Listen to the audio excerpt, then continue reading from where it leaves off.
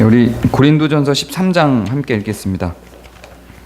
오늘 그 서산에서 온 은혜는 민권이 동생입니다. 친동생. 네.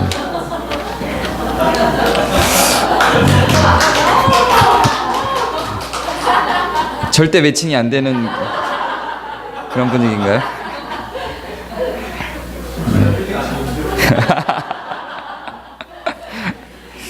네. 우리 함께 읽겠습니다. 제가 1절 읽고 여러분 2절 읽고 교독하시겠습니다. 내가 사람의 방언과 천사의 말을 할지라도 사랑이 없으면 소리나는 구리와 울리는 꽹과리가 되고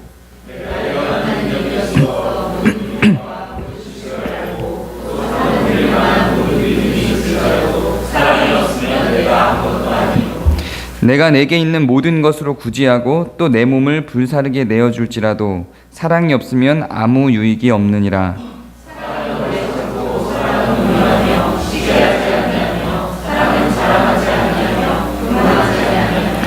무례히 행하지 아니하며 자기의 유익을 구하지 아니하며 성내지 아니하며 악한 것을 생각하지 아니하며 모든 것을 참으며 모든 것을 믿으며 모든 것을 바라며 모든 것을 견디느니라.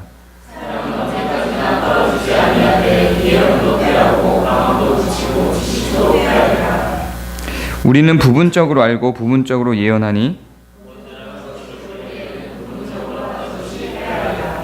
내가 어렸을 때에는 말하는 것이 어린아이와 같고 깨닫는 것이 어린아이와 같고 생각하는 것이 어린아이와 같다가 장성한 사람이 되어서는 어린아이의 일을 버렸노라.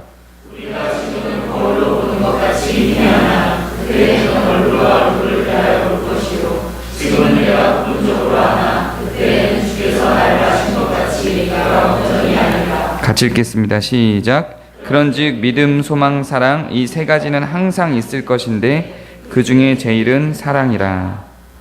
아멘. 드디어 고린도 전서의 하이라이트로 우리가 진입해 들어왔습니다. 네. 원래는 이 고린도 전서 13장은 이걸 갖고 1년 내내 해도 부족하지 않을 내용입니다. 그만큼 연구된 것도 많고 굉장히 풍성한 내용을 담고 있습니다. 그런데 요거를 1시간 만에 하려니까 저도 너무너무 아까운데 엑기스만 쫙 뽑아서 1시간 만에 1시간? 끔찍하시죠? 네, 30분 만에 빨리 될까 모르겠어요. 이제는 안소가 이렇게 생각하실 것 같은데 처음에 오늘 우리가 읽은 이 말씀은 이렇게 시작합니다. 내가 사람의 방언과 천사의 말을 할지라도. 여기서 사람의 방언은 우리가 생각하는 기도할 때의 방언을 이야기한다기보다 지방 언어, 외국어를 이야기하는 게 더 많습니다. 그래서 tongue of man입니다. 사람의 말들. 그러니까 여러 나라 말을 하는 걸 이야기합니다. 차라리 그 뒤에 나와 있는 천사의 말이라고 돼 있는 게 우리가 생각하는 방언의 일종으로 봐도 괜찮을 것 같습니다. 자, 이것을 한다 할지라도 사랑이 없으면 이거 아무것도 아니랍니다.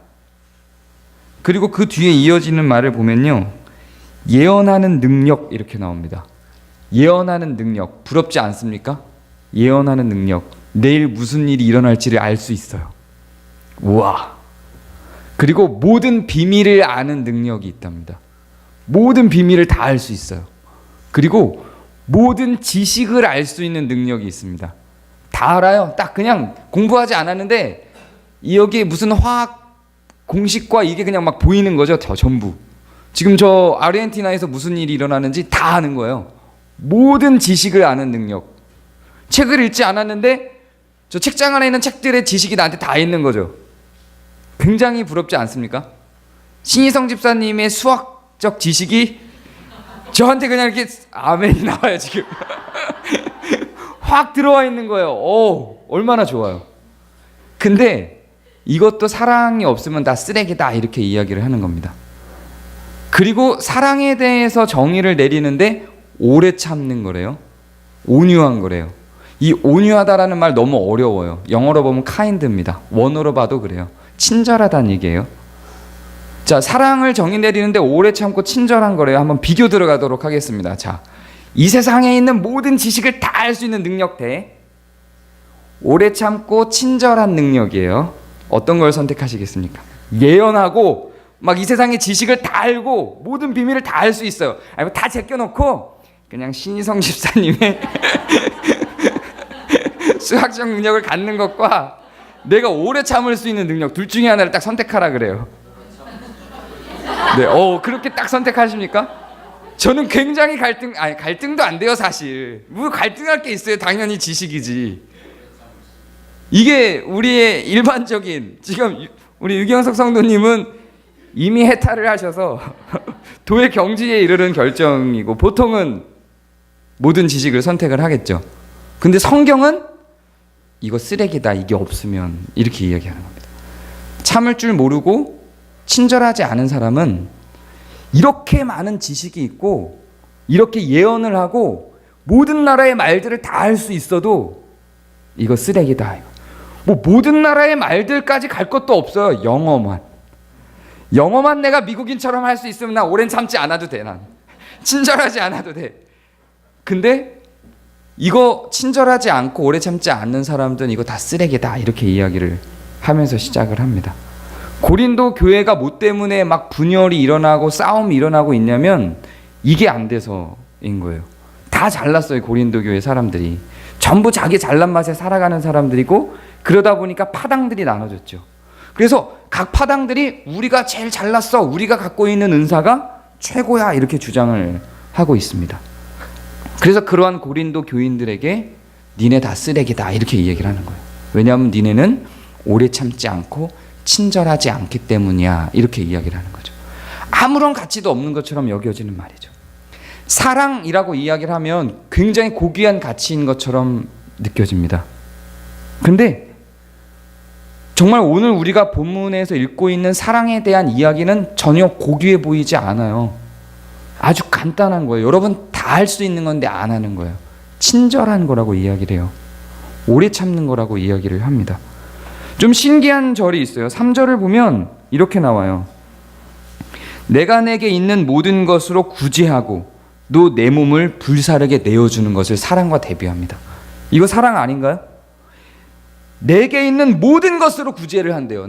저한테는 지금 갖고 있는 재산이 마이너스예요. 그래서 내어줄 게 사실은 없는데, 내가 갖고 있는 재산이 막 몇 천만 원, 몇억 있어요. 근데 이거를 다 써서 내 모든 것으로 구제를 했어요.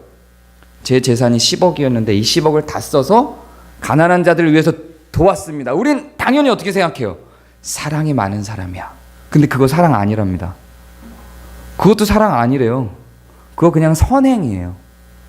선행하고 사랑은 같은 게 아니라고 구분짓고 있습니다. 그리고 내 몸을 불사르게 내어줘요. 내 몸을. 예를 들면 슈바 있죠? 자기 몸을 불사르게 내어줘요. 이를테면 뭐 이진숙? 아프리카에서 정말 자기 몸을 불사르게 내어줘요. 근데 이것도 사랑이 아니랍니다. 이게 어떻게 사랑이 아닙니까? 이게 사랑이지. 우리는 쉽게 이렇게 생각하죠. 사랑 없이 이거 충분히 할 수 있습니다. 사랑 없이 자기 전 재산을 투자해서 가난한 사람 도울 수 있어요.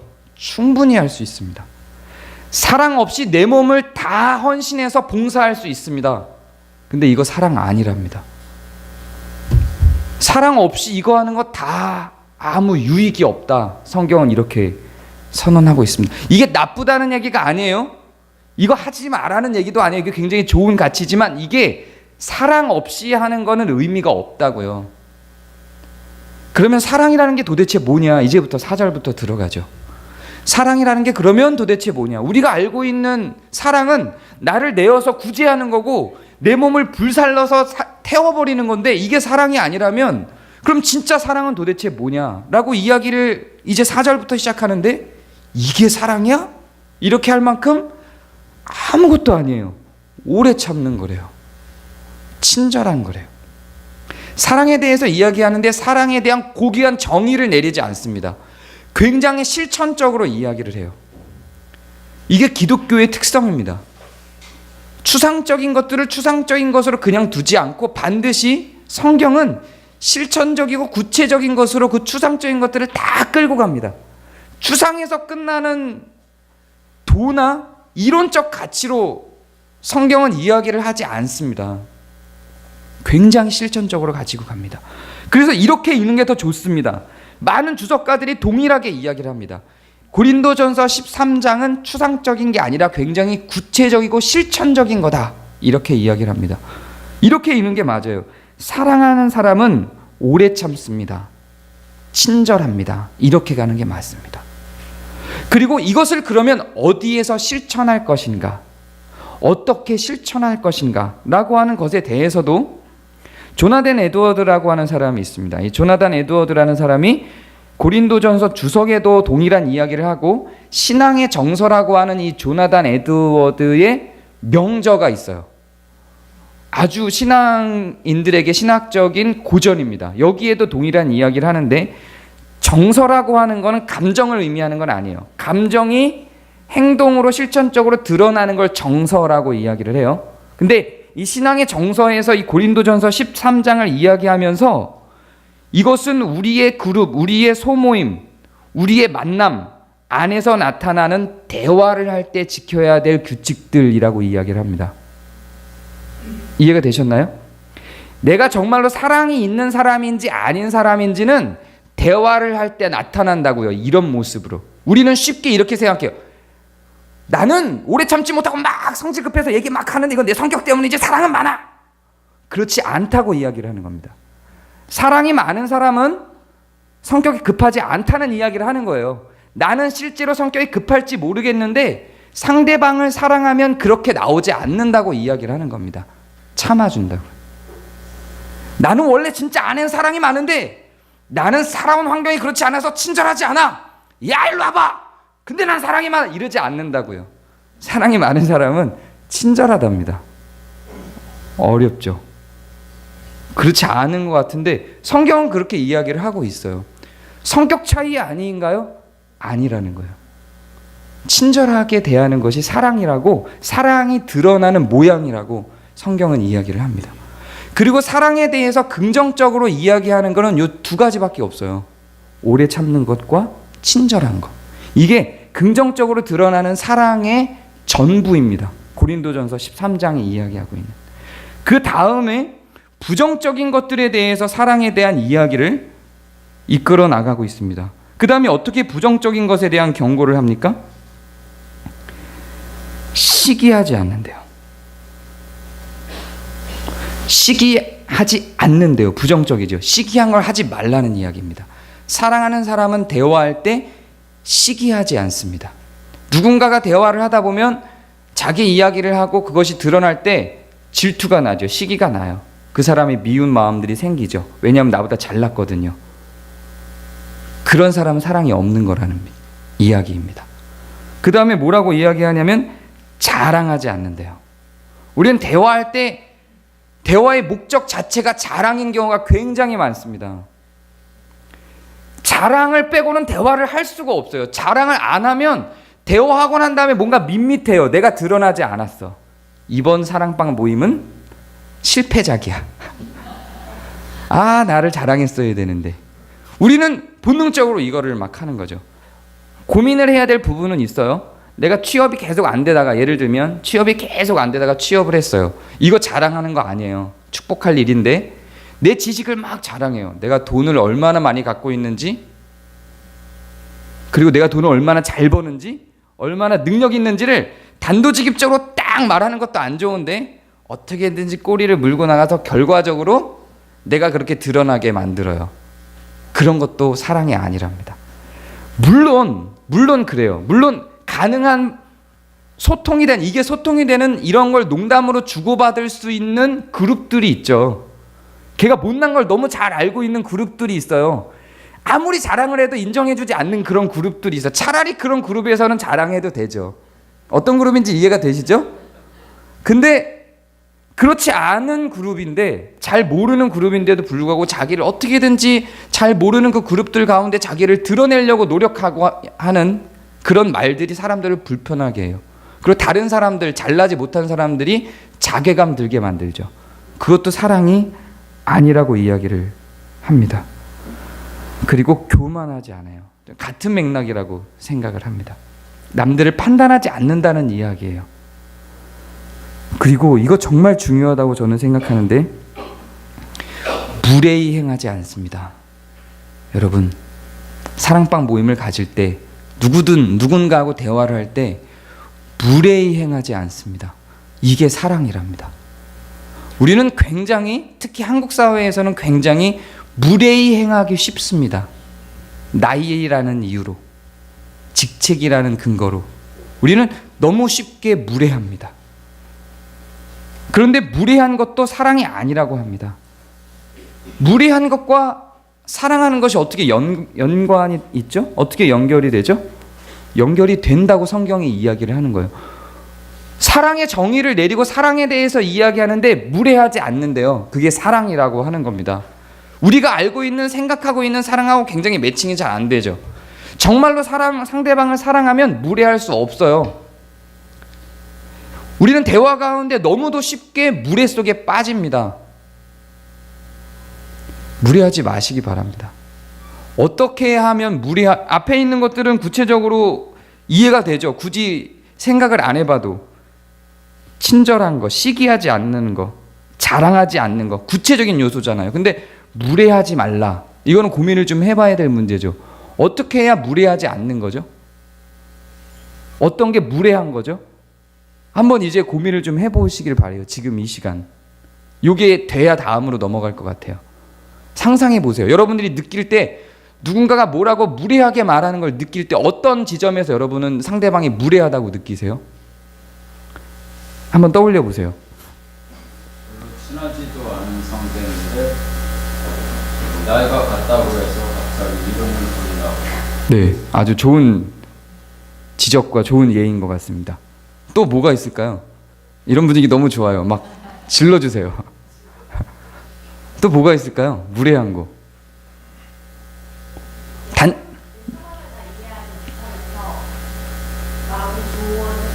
그럼 좋아요. 아.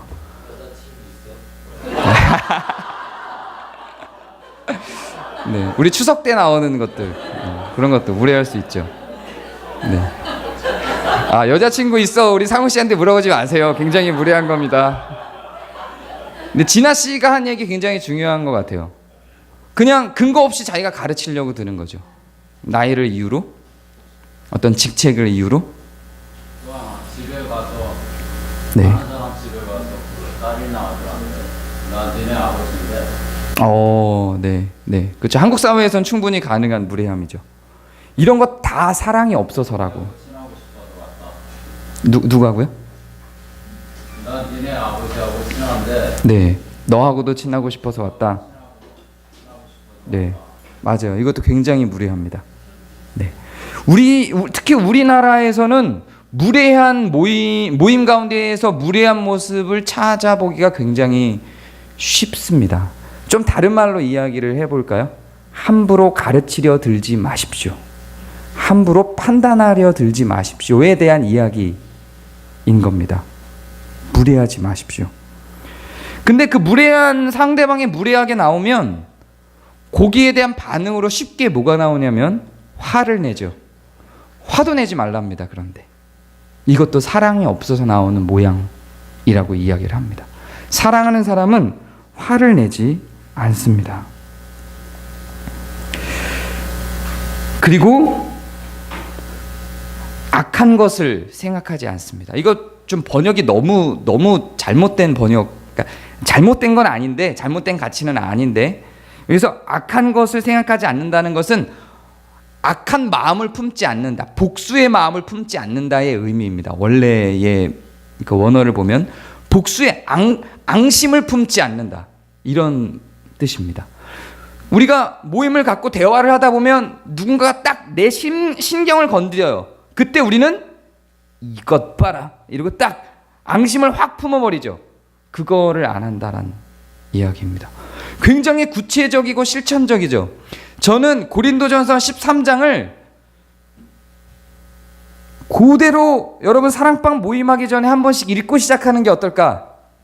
이런 생각이 조금 듭니다.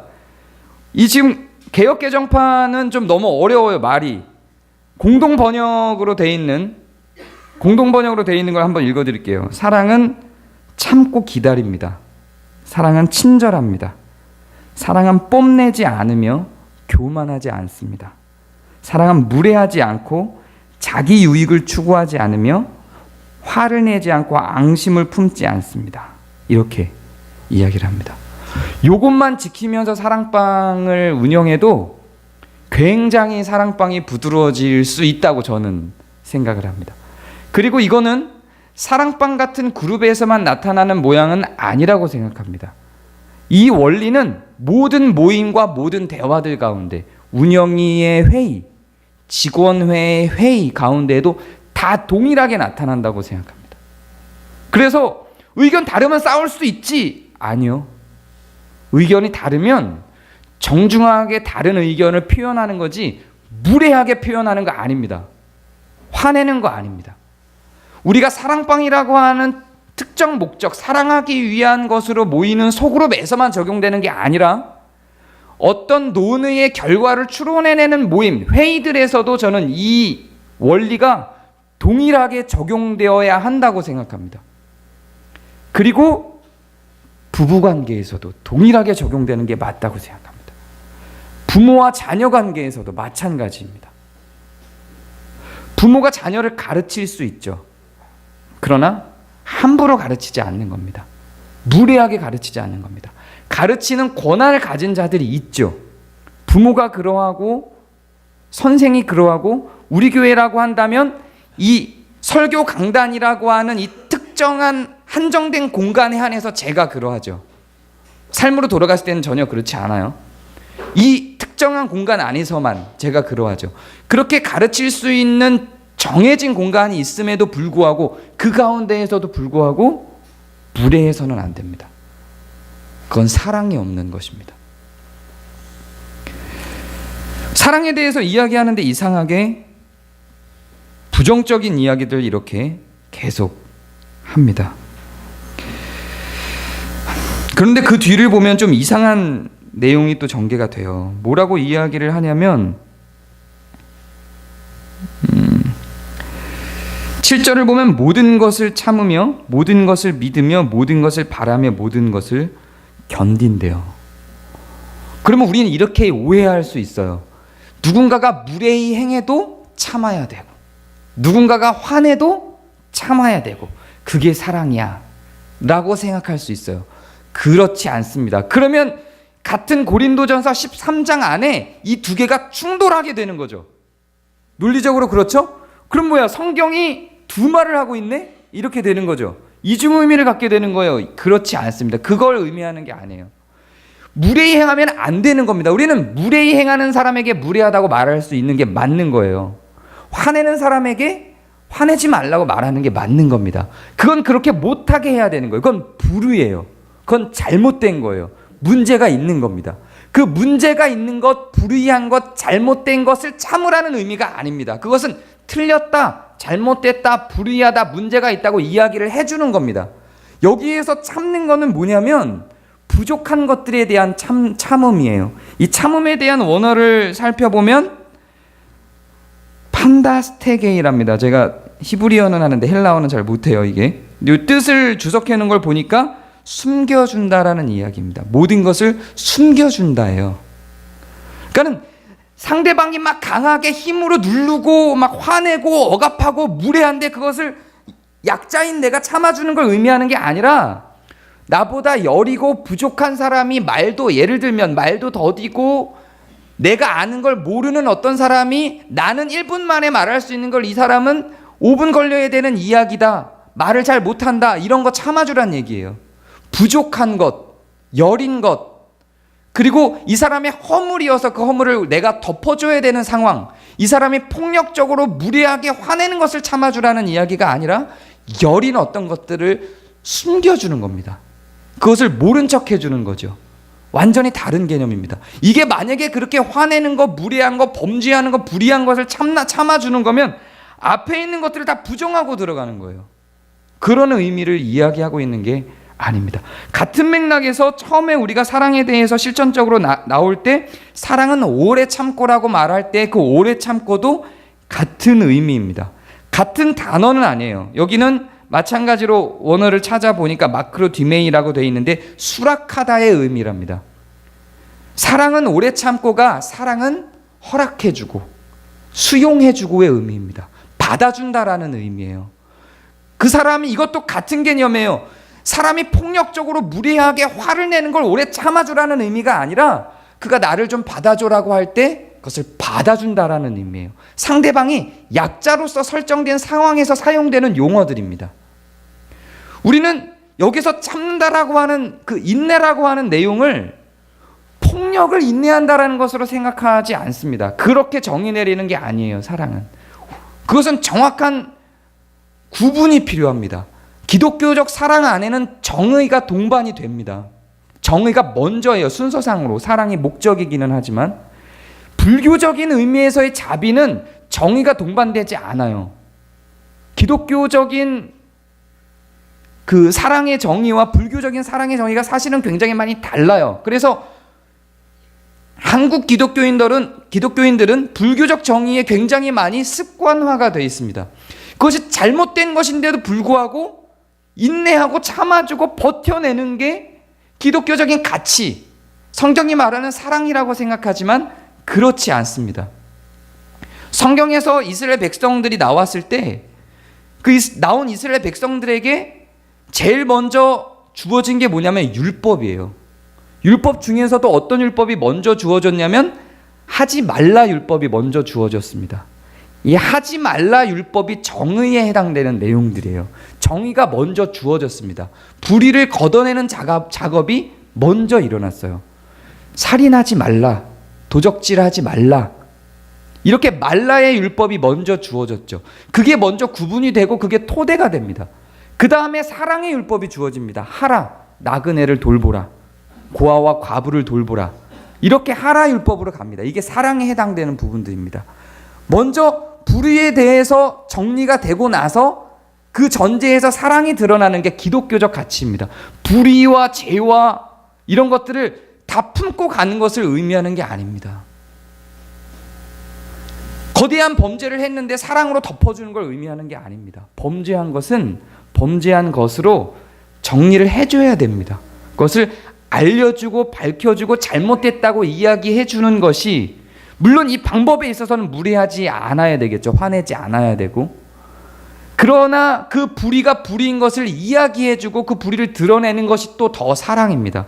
그래서 6절에 보면 불의를 기뻐하지 않고 진리와 함께 기뻐한다고 사랑의 실천적 정의를 또 내리고 있는 것입니다.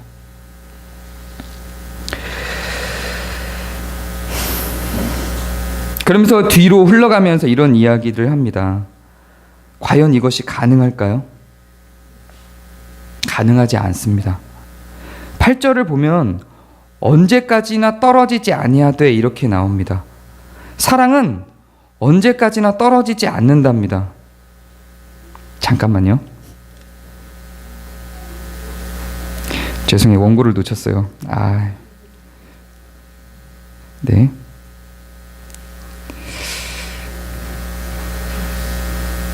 네, 이 부분 날려버리고 지금 못 찾겠어서 날려버리고 갈게요. 네, 나중에 다시 기회가 있으면.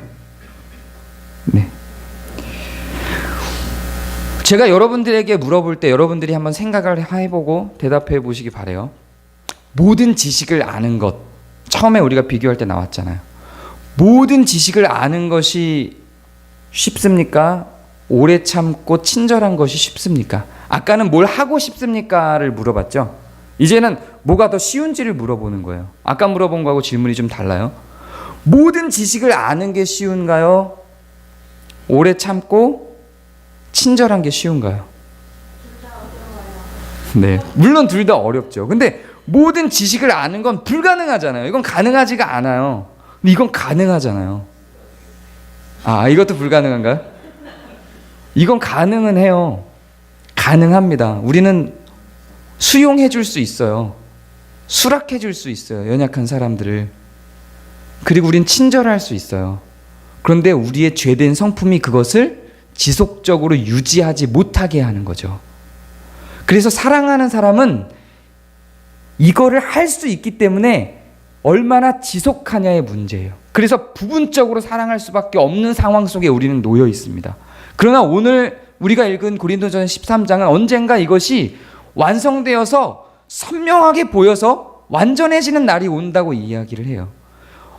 혹자들은 그것이 이 땅에서 가능하다고 이야기를 합니다. 특히 천주교에서는 이것이 이 땅에서 가능하다고 이야기를 해서 이것이 가능한 사람을 성인이라고 부르죠. 개신교에서는 기본적으로는 이것이 불가능하다라고 하는 타락 원리에서 시작을 합니다. 불가능하다고 봐요. 그러나 불가능하기 때문에 이것을 놓고 가는 게 아니라 이것을 안고 가는 겁니다. 이것이 우리에게 행복을 줍니다. 이것이 우리를 희생하는 것처럼 보이지만 이것이 우리에게 행복을 줍니다. 이것은 우리 모임의 한 원리입니다. 우리가 만약에 이 공동체가 만약에 한번 상상해 보세요. 이제 이 공동체가 서로 다 서로를 용납해줘요. 나와 생각이 다르지만 용납해줘요. 오래 참아줘요. 그리고 친절해요. 서로에게. 무례하지 않아요. 이 공간에서 무례한 사람이 없어요. 화내는 사람이 없어요. 우리가 여기 읽은 대로 교만한 사람이 없어요. 자기를 막 자랑하지 않아요. 상대방을 높여주고 상대방을 칭찬해줘요. 우린 칭찬하는 것도 쉽지 않죠. 이런 공동체라고 상상을 한번 해보세요. 지금 이 고린도서 13장이 아주 구체적이고 실천적으로 이야기를 했잖아요. 이 실천적인 상황을 우리가 다 한 사람 한 사람이 다 실천한다고 생각해봐요. 그래서 이 공동체가 모일 때마다 한 사람 한 사람이 이걸 다 살아내고 있는 모양으로 모여있다고 생각해봐요. 이게 안식이 되지 않겠어요? 이것 때문에 우리는 안식이 되는 거예요. 교회가 뭐 대단한 걸 요구하지 않아요. 사랑은이라고 해놓고 여러분의 전 재산을 다 바치십시오라고 하잖아요. 그러지 말라 그러잖아요. 그거 사랑 아니라고 처음에 아예 박아놨잖아요. 내 재산을 다 써서 뭔가 남들을 구제해 주는 게 사랑이 아니다 이렇게 이야기를 하잖아요. 성경이 사랑을 하는 것에 대해서 니네 재산을 다 써갖고 구제를 하고 하나님 앞으로 나와라고 이야기하지 않아요. 그렇게 안 해도 된다 그래요. 오히려 그거 사랑 아니라고 오히려 이야기를 해요. 그리고 아주 간단하게 이야기를 하는 거예요. 친절하라고, 무례하지 말라고. 할 수 있는 겁니다, 여러분. 지속하기는 어려워요. 우리가 죄된 인간이니까. 그러나 할 수 있어요. 그리고 그것이 가능한 공동체에서 우리는 회복을 누릴 수 있습니다. 그래서 이런 정신과 이런 가치와 이런 실천 조항을 가지고 모이는 우리가 사랑 공동체가 되는 거예요. 이게 안식 공동체가 될 수 있는 겁니다. 조금 성경이 아닌 이야기를 조금만 하고 싶습니다. 요즘에 제가 이제 공동체에 대한 공부를 계속 하고 책도 계속 읽고 있어요. 근데 교회에서 이야기하는 신학자들이 이야기하는 것만 이야기하지 않고 인문학자들이 이야기하는, 교회를 안 다니는 사람들이 왜 이 사회는 이렇게 고통스러운가를 이야기하면서 그들이 어떤 결론을 내려놓는가를 보는 공동체에 대한 인문학자들의 논의를 봤는데요. 그 인문학자들이 하나같이 동일한 이야기를 해요. 옛날에 꽁트라는 사람 이름은 들어보셨죠? 꽁트라는 사람도, 알랭드 보통이라는 사람도, 그리고 발터 베냐민이라는 사람도 동일한 이야기를 하는데 무슨 이야기를 하냐면 끊임없이 듣고 생각하고 말함으로 치료하는 공동체가 필요하다라고 하는 이 동일한 표현을 다 합니다. 성경이 하는 얘기가 아니에요. 그럼 성경이 하는 얘기가 아닌 걸 왜 당신은 인문학자들이 하는 얘기를 하냐? 근데 성경에 이게 나와요. 고린도전서나 에베소서에 이 얘기가 그대로 나옵니다. 지금 우리가 읽은 대로. 그대로 나오는데 주석가들은 고린도전서와 에베소를 주석하면서 이 얘기를 해요. 교회가 서로 듣고 치유하는 공동체라는 이야기를 해요. 근데 이 사람들은 기독교인이 아닌데 이거를 해요. 우리 인간 속에 이미 하나님의 창조하심 가운데 이런 본성이 다 있어요. 우리는 이렇게 듣고 생각하고 말함으로 치유를 받는 존재로 그냥 있는 거예요. 근데 그걸 안 하니까 자꾸 병들고 힘들어요. 저는 교회 안에 이 희망이 있다고 생각해요. 하나님을 믿지 않는 사람들도 그들의 연구의 결과로 끊임없이 고민하고 연구한 결과로 공동체구나라고 하는 답을 내린다니까요. 근데 어떤 공동체냐면은 서로 듣고 생각하고 말하는 공동체라고요. 근데 그냥 듣고 생각하고 말하는 게 아니라 이 발터 베냐민이라는 사람이 이렇게 표현을 해요. 귀 기울여 듣는 능력을 상실한 시대에서 우리는 귀 기울여 듣는 능력을 회복하고, 배려하여 말하는 걸 상실한 시대에서 배려하고 말하는 걸 회복하는 공동체가 필요하다고 이야기를 합니다. 성경 있는 줄 알았어요, 저는. 야, 어떻게 얘는 에베소서를 다 읽고 거기 있는 것을 집약해서 이야기를 하나? 물론 그 안에 하나님이 있는 것과 없는 것의 차이가 있죠. 이번에 새가족반이라는 책에 나온 그 전반부를 보면 이 얘기가 나와요. 동일하게 이 얘기가 나옵니다. 새가족들이 교회를 다니기 위해 와서 배워야 될 내용 가운데 이게 있다는 거예요. 그래서 그 공동체에는 뭐가 있어야 되냐? 그 새가족반의 주장은 이렇게 나오죠. 교회 공동체 안에 있어야 되는 것, 사람과 사람 사이의 관계의 회복, 하나님과의 관계의 회복, 사람과 세상의 관계의 회복. 이 관계의 회복이 우리를 행복하게 만든다는 겁니다. 그래서 우리는 자연을 보면서 행복하죠. 이것만으로는 근데 안 되죠. 행복한 우리의, 자연을 보면서 행복한 우리의 모든 요소를 문명이 다 앗아갔죠. 자연을 보면서 행복해요. 이것도 회복해야 되는 게 맞아요. 사람을 통해서도 행복해요, 원래는. 근데 사람을 안 만나고 싶어 하는 사람들이 많죠. 왜요? 사람을 통해서 행복해야 되는데 우리가 타락해서 사람한테 상처를 받거든요. 무례하거든요. 화를 내고 자만하고 교만하고 무시하거든요. 13장을 안 지키거든요. 친절하지 않거든요.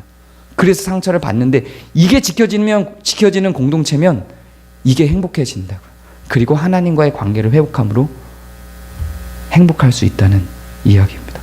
저는 교회 공동체에 이 인문학자들이 얘기한, 꽁트나 알랭드 보통이나 발터 베냐민이나 이런 사람들이 얘기했던 그런 인간의 행복을 추구하기 위해 구성되어야 될 공동체의 정점의 모습이 저는 있을 수 있다고 생각합니다. 아니, 있다고 생각합니다. 성경이 그것을 제안하고 있고 그것을 우리가 정말로 믿고 그 원리 가운데에 따른다면 이 결과를 도출해낼 수 있다 생각합니다. 뭐 엄청난 거 이루라는 거 아니죠. 아까 제가 놓쳤던 부분 찾아냈습니다. 그거 싹 끼워 놓을게요. 놓쳤던 부분이 뭐였냐면, 그 8절을 보면 사랑은 언제까지나 떨어지지 않는다고 이야기를 해요. 여기서 사랑이 언제까지나 떨어지지 않는다는 이야기는 뭘 의미하는 거냐면, 앞에 무례히 행하지 아니하고 화내지 않고, 이런 거 친절하고 이런 것들을 하면 떨어지지 않는다는 이야기입니다. 이런 것과 상관없이 사랑은 다 떨어지지 않아. 그러니까 우리는 무슨 짓을 해도 떨어지지 않아. 이 얘기가 아니라는 이야기예요. 이게 잘못 이해가 되면 하나님의 사랑 안에서 우리는 어떤 상황에서도 끊어지지 않으니까, 어떤 상황에서 떨어지지 않으니까 우린 뭘 해도 돼가 아니라는 이야기입니다. 앞에 서술된 내용들을 전제로 그 사랑을 하면 떨어지지 않는다라는 의미예요. 우리가 서로에게 무례하지 않고 서로에게 화내지 않고 오래 참아주고 친절하고 교만하지 않고 자만하지 않으면, 그러면 우리는 떨어지지 않아에 대한 의미인 거지, 이런 걸 다 어겨도 우리는 떨어지지 않아에 대한 의미가 아니라는 이야기입니다. 기독교는 무조건적 불가항력적 은혜, 무조건적 은혜라고 하는 그 개념이 하나님과 우리와의 관계 속에서 하나님께서 우리에게 베풀어 주시는 구원에 대한 이야기인데, 이 불가항력적 은혜라고 하는 것을 모든 정황 가운데 다 대입하는 경향이 있어요. 이거는 이 8절에 사랑은 떨어지지 않는다라고 하는 이 말은 이 불가항력적 은혜를 의미하는 게 아니에요. 이렇게 안 해도, 무례해도, 화내도 우리는 떨어지지 않아야 대한 의미가 아니라, 어떻게 교회가 나눠질 수 있어요. 무례하거든요, 화내거든요, 교만하고 자만하고 미워하고 시기하거든요. 그 나눠지는 거예요. 너무 당연한 거죠. 교회가 건강하고 행복하고 화목하고 하나 돼서 기쁨 가운데에서 이 안에서 회복과 안식을 누리면서 가려면 이걸 해야 된다는 얘기예요. 그러면 안 떨어진다라는 의미인 겁니다. 세상의 모든 지식을 알아라. 우리 보고 만약에 하나님이 이렇게 명령했다면, 방정식을 완전히 파헤치라, 이렇게 명령했다면 이거 얼마나 어려워요. 근데 그렇게 안 했지. 다 할 수 있는 일이거든요. 근데 우리가 죄인됨으로 인해서 안 하는 거잖아요. 우리의 본능이 이것을 못하게 하는 거잖아요. 그것만 포기하면 할 수 있는 거거든요. 무례하지 않는 거, 친절한 거, 무시하지 않는 거, 시기하지 않는 거. 너무 간단하고 당연한 것들에 대한 서술입니다. 한번 해보죠. 성경이 그렇다니까 한번 이렇게 모임을 한번 가져보죠. 사랑방에서 먼저 시작을 해보고요. 이게 좀 되네 이러면 가정에 적용해보고, 네. 또 여러분들이 소속된 또 다른 집단에서는 이게 합의가 안 되면 여러분들이 계속 약자로 돼버리는 수가 있어서 이 부분도 또 좀 고민이 필요해요, 저는. 어쨌든 그래서 이 사랑의 자세가, 사랑이라고 말하기는 좀 힘든 것 같고, 이 사랑의 성경적 자세가 우리 공동체에 가득해서 우리 공동체가 서로가 서로에게 안식이 되고 회복이 되는 공동체가 되기를 바랍니다. 자, 기도하겠습니다.